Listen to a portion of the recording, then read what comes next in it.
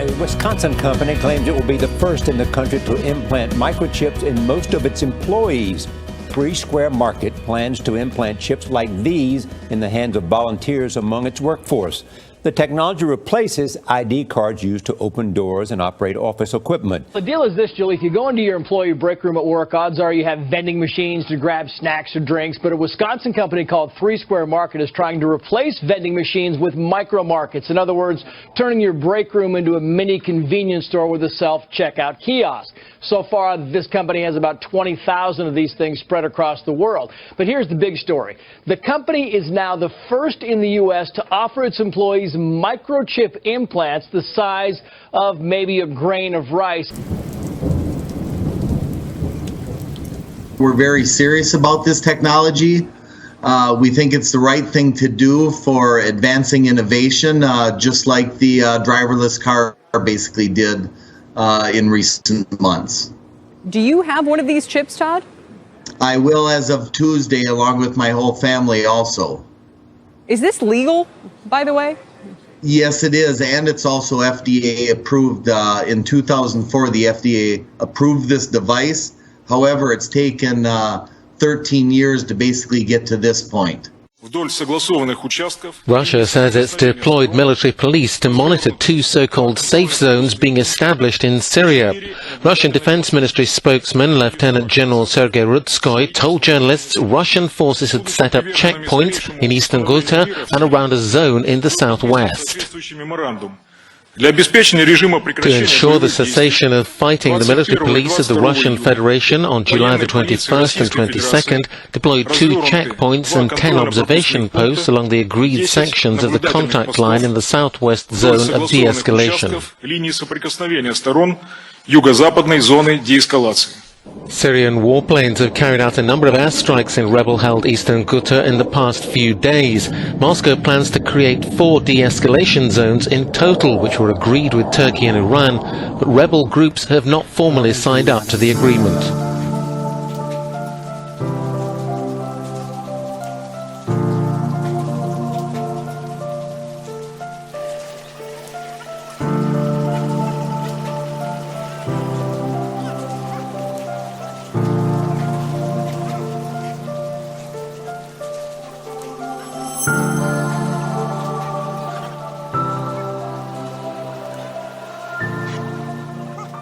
Iraq's vice president is meeting Vladimir Putin on Tuesday during a 4-day trip to Russia.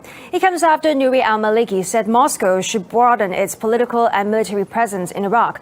Daniel Hawkins has more. Russia has, of course, had close political, economic ties to Iraq since, well, way back into the Soviet era. But what Maliki was talking about here was more than just a close diplomatic presence. He meant specifically an economic and a military presence as well. Something unprecedented, really, at least in the modern history of Russia-Iraqi relations. Iraq has historic ties with Russia, and now we need Russia's political as well as military presence to restore balance in the region, in the interests of the countries and nations living there. Now, what exactly does Maliki mean by restoring a balance? Well, the key bone of contention here is the US military presence, the presence of bases in Iraq. They've been there since the 2003 invasion for around a decade and a half now. And many in Iraq, including those in government, have grown increasingly uncomfortable with this presence. Maliki has been one of the most vocal critics, indeed, in reference to the opening of new bases in Iraq, new US bases. He said many Iraqis view them as occupants, that their presence doesn't benefit anyone, and that effectively the sooner they leave, the better all round. So I told the Americans, it's not in your interest to return to Iraq and build your bases. You will get burnt again. You will come as invaders and leave as invaders. And speaking of closer ties to Russia, Maliki also commented on the importance of cooperating with Russia on fighting terrorism. In breaking news, Israel has removed the controversial metal detectors from the gates of the Temple Mount in Jerusalem, saying they'll be replaced with smart inspection technologies instead.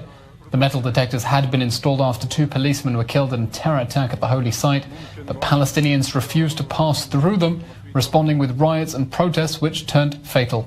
The new advanced security measures will reportedly include high-tech cameras, with nearly $30 million allocated for that plan. Well, the decision was criticized by the Al-Maghar NGO representing terror survivors, saying the move would only encourage more violence. Meanwhile, clashes erupted in East Jerusalem after police dispersed Palestinians celebrating the dismantling of metal detectors when a firework was set off. Neither Jordan nor the Palestinian Authority has yet said whether they accept the move, but Sheikh Riyad Dana of the Islamic Waqf, which administers the Temple Mount, said it would decide whether to accept the measures based on the reaction of the Palestinian street. Earlier, the Palestinian ambassador to the UN stressed the Palestinians would not accept any changes whatsoever on the Temple Mount. Metal detectors, cameras, obstacles, all of them, they need to be removed and removed completely without conditions. For those who want to maintain the status quo, it means the removal of all these things that violate the status quo. And finally, we believe that there has to be guarantees to make sure that this behavior of the Israeli occupying authority not to be repeated. Moscow warned on Monday that new U.S. sanctions on Russia would hit the interest of both sides. This comes as the U.S. House of Representatives is to vote Tuesday on a bill targeting Russia for meddling in the 2016 presidential election and for its annexation of Crimea from Ukraine back in 2014. The White House has said U.S. President Donald Trump is weighing his decision to sign off on the move. Meanwhile, Reuters sources in Brussels said Germany is pushing the European Union for wider sanctions on Moscow. Berlin wants to add around 4 more Russian nationals and companies to the bloc's blacklist. The EU could discuss the matter as early as Wednesday. The bloc has already barred its firms from doing business in Crimea and has curbed its cooperation with Russia in energy, arms, and finance. 14 past the hour. Fox News Alert now. U.S. officials telling us here at Fox a pair of armed Chinese fighter jets buzzed a U.S. Navy spy plane happening over the East China Sea on Sunday. We're told one of the Chinese jets veered to within 300 feet of the U.S. plane, forcing the American crew to take evasive action to avoid a collision. China claims much of the waters in the East and South China Sea as their sovereign territory. But as you know, the U.S. Navy has maintained a presence in that area. Vietnam has stopped oil drilling operations in the South China Sea after threats from China, according to a report from the BBC. The conflict arose when Vietnam leased drilling rights in a region of the South China Sea to a subsidiary of Spanish energy company Repsol. However, the area is also claimed by China, which leased drilling rights to a separate oil company. China reportedly threatened to attack Vietnam's military bases in the Spratly Islands if they did not back down. According to a July 24th report, a source in the Southeast Asian oil industry told the BBC that Repsol was ordered out of the area by the Vietnamese government last week. The last major confrontation over the South China Sea between Vietnam and China was in 2014, when Vietnamese and Chinese ships squared off near the Paracel Islands over a Chinese oil platform. Chinese military officials have said they will increase troop presence and military exercises in a weeks-long border standoff with India. Soldiers are facing off in the region where the borders of China, India, and Bhutan meet. According to India, their troops entered Chinese territory at the request of Bhutan to halt the construction of a road leading up to the border. Although the territory belongs to China, both India and Bhutan feel threatened by the road, which they believe could enable a swift attack by the Chinese military. Indian troops have been in Chinese territory ever since, with neither side showing signs of backing down first. At a July 24th news conference, Chinese officials said they would defend security interests at any cost, and that it would be easier to shake a mountain than the Chinese army. China has already conducted live-fire military drills in the area and promises more. Speculation is growing that North Korea will launch another ballistic missile this week. Seoul and Washington are reported to have detected movement of military hardware by the regime and believe that another provocation is imminent. July 27th marks the 64th anniversary of the Korean War Armistice Agreement, but it looks like North Korea may use the occasion to test-fire another ballistic missile, according to sources in Seoul and Washington. An unnamed government official told South Korea's Yonhap News that they have detected movement of a mobile missile launcher in North Korea. They said they remain alert as there could be a launch at any time, but that it's most likely to happen sometime around the armistice anniversary. This is corroborated by reports coming from the US. CNN quoted an anonymous US defense official on Tuesday who said that transporter vehicles carrying ballistic missile launching equipment were spotted arriving in Kusong on Friday. This, they said, is usually followed by a launch within 6 days, which would coincide with the anniversary on Thursday. North Korea has pulled the plug on its second annual beer festival amid fears of a severe drought. China-based Goryeo Tours says it was informed on Sunday that this year's Daedonggang Beer Festival has been cancelled with no official reason given. The tour agency says the sudden stop may be due to the country's ongoing drought, though. The UN said last week that North Korea is heading towards its worst drought since 2001, further raising the possibility of food shortages. The festival, which was scheduled to take place from July 26th until the end of August, drew 45,000 local and foreign visitors during its launch last summer and was very strongly promoted by North Korean state media until last week. Food insecurity in North Korea has led the regime to reduce the daily food rations of its citizens. The United Nations reported that the North Korean government cut everyday rations of items such as potatoes and corn from 400 grams per person to 300 grams starting this July. The reduction in rations is due to drought in the nation and unfavorable grain imports from China. The UN also added that the rations are almost half the average of the government-targeted amount. Philippines President Rodrigo Duterte came out swinging during his second State of the Nation address. He vowed to continue his government's fight against drug smugglers and ISIS-linked militants in the country's south.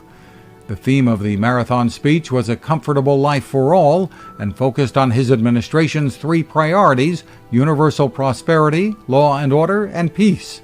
Duterte's war on drugs has killed almost 7,500 people in his country. He has condoned the extrajudicial killing of suspected drug users and dealers in order to clean up his country's streets. A new report says the siege of the Philippine city of Marawi by ISIS-linked militants may lead to greater instability throughout Southeast Asia. The report, released July 21st by the Institute for Policy Analysis of Conflict, suggests the Marawi city conflict could embolden extremist groups throughout Southeast Asia. The Philippine military has been fighting to liberate Marawi city since May 23rd, when ISIS-linked Maute group militants seized the city. The militants want to establish an Islamic caliphate in the Philippines. The report says a number of Indonesians and Malaysians have traveled to the Philippines to join the fight, and that these emboldened fighters may lead attacks at home when they return from Marawi. The report says early photos of the seizing of Marawi city, quote, generated a shared sense of triumph and strengthened the desire of ISIS supporters in the region to join the battle. Now let's talk now about a scandal in southwest France. A group of protesters have built a wall right in front of a hotel welcoming migrants. It's a wall that's causing a scandal. That's what the local paper La Nouvelle République says on its front page. Some residents in Saint-Méac, a town in southwest France, are angry that a local motel has been converted into a welcome center for migrants. On Monday, dozens of residents built a wall, as you see here in the picture. It's 1.8 meters high and extends for about 18 meters. The protesters insist that they're not against welcoming migrants, but rather that locals should be consulted in such decisions. The Italian Prime Minister, Paolo Gentiloni, has expressed his discontent at the way his country's neighbours are reacting to the refugee crisis. He also said Italy will not be threatened on the matter. We will not accept lectures, and still less threats, such as those we have heard from our neighbours in recent days. We are doing our duty and expect the whole of Europe to do the same alongside Italy. The warning comes after Austria threatened to deploy its military to bolster its border with Italy to stop migrants from entering. The Austrian defence minister said his country needs to ready itself, and these measures will be essential if the migrant influx from Italy is not reduced. Italy's struggling to cope with the huge wave of new arrivals. This year alone, almost 100,000 refugees have reached the Italian coast by sea. That's 85% of all migrants who came by sea to Europe. It's prompted local mayors to try and draw attention to the crisis, staging rallies to protest at what they say is an unsustainable number of refugees being settled in the country. And dozens of refugees and migrants were moved into an abandoned hotel. The mayor, along with the locals, blocked the way for an electricity generator that was being delivered into the hotel. In an exclusive interview, he explained to me why they did that. When there's no room, there's no room. We've already got huge difficulties here, like unemployment, issues with infrastructure, and healthcare. The community does not understand how we can accept more people when we have all these problems. Our correspondent also discussed the problem with a lawyer who represents a community in the Sicilian town of Milazzo, where authorities want to house migrants in an abandoned school building. He told us a different approach is needed. Putting migrants here into buildings like this is racism. These kind of things make us racist. The criticism from the community begins when locals realise that the migrants won't know what to do in this location. So, when migrants end up with nothing to do, and there's someone amongst them inclined to criminal behaviour, it means they could start intruding, getting into other houses and properties. But their problem is not just this, it's bigger. It's about the lack of ability and opportunities to integrate. So in these circumstances, the refugees simply won't blend into society.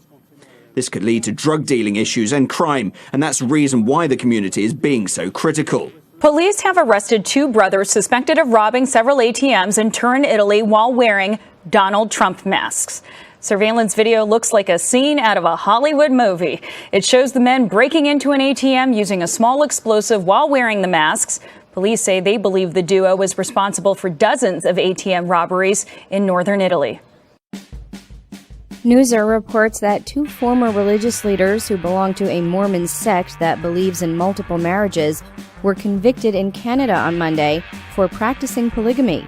A British Columbia Supreme Court justice found 60-year-old Winston Blackmore and 53-year-old James Oler guilty of violating Canada's anti-polygamy laws, closing a legal battle that started in the 1990s. AP says that the ruling makes way for another fight about the constitutionality of Canada's marriage laws. They say that Blackmore was married to 25 women at the same time and that Oler was married to 5. The world lost around 49 million acres of forest in 2015, according to new data from Global Forest Watch. A lot of those losses happened in the tropics, especially in Papua New Guinea and West Africa. West Africa is especially vulnerable to deforestation due to its palm oil plantations. Sierra Leone saw a 12-fold increase in deforestation compared to 2001, and Papua New Guinea saw a 70% increase in tree cover loss because of palm oil plantations and logging. But it wasn't just the tropics that saw massive deforestation. Canada, the US, and Russia lost the most forest cover in 2015. The causes are a bit different though. Logging, wildfires, and pests were the main causes in those three countries. The report did have some good news. Tree cover loss in Colombia slowed in 2015, but that trend might already be reversing. More than 2,000 firefighters are battling to stop a new wave of forest fires in the centre of Portugal. Locals are doing their bit to help emergency services combat the flames. Fire crews are also battling another blaze that started on Sunday afternoon near Coimbra. Police said that fire was caused by dry lightning strikes and spread quickly due to an unusually dangerous mix of low humidity, extremely high temperatures and powerful winds. Last month, 64 people were killed as they tried to flee in cars or were engulfed in flames in a hilly region northeast of Lisbon. More than 150 others were injured. Wildfires are burning hundreds of hectares of land in southeastern France. In Luberon, the fires are still out of control, and officials worry that warm winds will only add to the flames. In response to the threat, the French government has banned access to several national parks in the region. 500 firemen have been mobilized. Their job to stop the flames from spreading in this area. This amateur video shot by a resident of Fréjus shows how close the fires are to the town center. In Corsica, supertanker planes have been dumping liters of water. 900 hectares are already burning, and residents say they're worried. The fire is inching closer. I hope the supertanker planes do their job. For the moment, officials have not given evacuation orders, but that could change depending on the weather conditions. This year's wine harvest in France has been knocked off course by a cold snap in spring. Production from Bordeaux to Alsace has dropped so dramatically that it could hit a historic low. The Ministry of Agriculture says this year's harvest is set to come in at 16% lower than the 5-year average and worse than 1991, a vintage also hit hard by frost. I think the losses in the Jura region will be about 40% to 60% depending on the vineyards. It's because of the frost between April the 18th and 20th which killed part of the burgeons. The Vatican has started switching off its fountains in St. Peter's Square and behind the scenes to save water amid a prolonged drought. It's Pope Francis's sign of solidarity with Rome, where suffocating summer heat has followed 2 years of lower than average rainfall. The Italian capital is now facing the prospect of water rationing after regional authorities ordered a halt to drawing supplies from a drought-hit lake nearby. 2017 is likely to be one of the hottest years on record in Italy, amid conditions that many experts are blaming on climate change. In July alone, with some 72% less rain than normal falling, according to weather reports, Rome is gasping. The droughts also hit around 2/3 of Italy's farmland, at a cost of €2 billion to the nation's agriculture industry. Bolivia's government has declared a national emergency because of a water shortage as it suffers the worst drought in 25 years. The country's capital gets water for just 3 hours a day as reservoirs run dry. Last week, residents in Bolivia's second largest city, El Alto, briefly held hostage authorities from a local water company to demand an explanation for the shortage. 2 of the main 3 dam reservoirs feeding the city of La Paz are at 8% capacity, while the third is in the danger zone at just 1%. Yancocota is dry. The water's drying up. There's very little. There's nothing more. My youngest son wants water and it's drying up. The drought is affecting 125,000 families. Authorities have rationed the water supply. Schools will close 2 weeks early this year to prevent the spread of disease. We have gone more than 3 weeks without a water supply. All we've had for the children was the water from the hillside. 1/3 of the people living in La Paz have had 2 weeks of water restrictions. The severe drought has prompted protests in major cities. People have accused the water company of corruption and the government of a lack of foresight. We need water, and that's the reason for this blockade.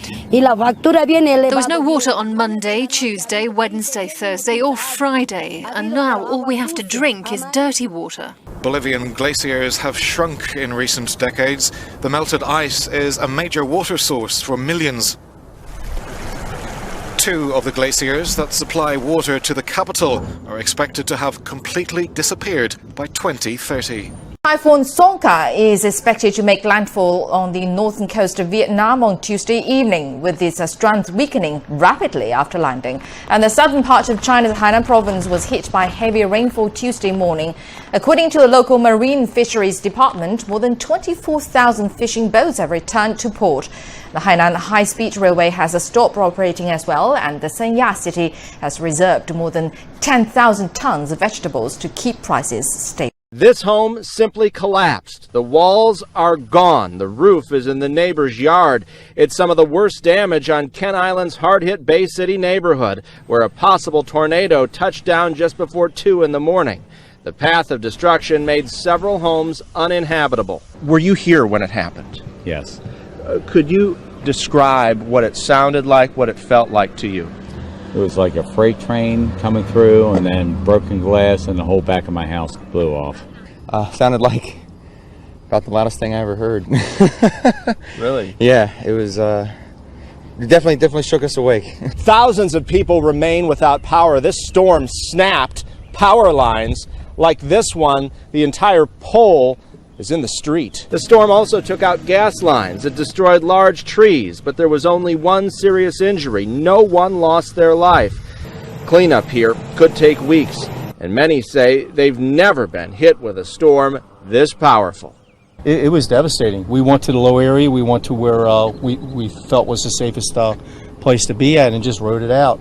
Finally tonight here, America Strong, the wedding, the Marine and his little boy, and the new stepmom whose own words moved that boy to tears. Here's Lindsay Davis. Theirs are the wedding vows that have gone viral. When United States Marine Corps Sergeant Joshua Newville married senior airman Emily Lehan this weekend in New York, it was Josh's 4-year-old son Gage who showed just how much he loves Dad's bride. I want you to be safe and to try your hardest and to be a good person. Don't cry, baby. The bride delivering her own special set of vows to her new stepson. You have helped shape me into the woman that I am today. And I may not have given you the gift of life, but life surely gave me the gift of you.